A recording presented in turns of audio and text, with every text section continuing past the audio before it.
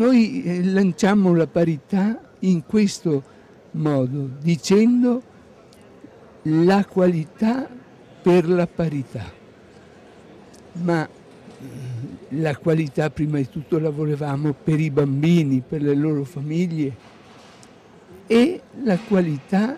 è venuta.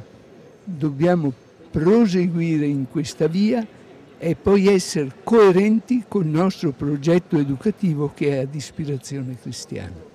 Questo è il senso della nascita delle scuole paritarie in Veneto, raccontata dal decano della Federazione Italiana Scuole Materne, Lino Ormellin. Per il futuro invece la parola d'ordine: federalismo applicato, un federalismo che salvi dunque la qualità delle proposte formative di queste realtà, che da anni danno risposta a tante famiglie venete, visto che il 70% delle scuole regionali è una scuola privata. Tanto che è partita l'ennesima raccolta di firme per salvare i finanziamenti statali e regionali per le scuole paritarie, al di fuori dei famosi patti di stabilità. In attesa di avere indicazioni precise dal Ministero dell'Istruzione, infatti, sono molte le scuole paritarie che il prossimo anno potrebbero chiudere o dover aumentare indiscriminatamente le rette per le famiglie. E proprio per queste lo stesso assessore alle politiche sociali della Regione Veneto chiede concretezza e la fuoriuscita da cavilli giuridici o burocratici.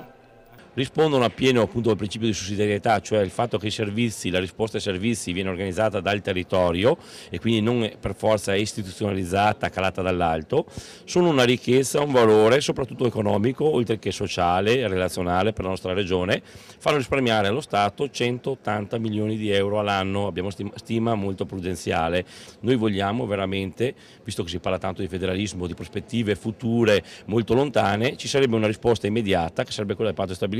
che almeno risorse di cui oggi disponiamo possiamo utilizzarle direttamente sopportando queste istituzioni che fanno risparmiare lo Stato. Quindi la Chiesa è impegnata in primo luogo a garantire la sopravvivenza di queste scuole perché ritiene che siano importanti nel sistema italiano e quindi è un tassello per la realizzazione dell'autonomia e quindi anche di quel federalismo che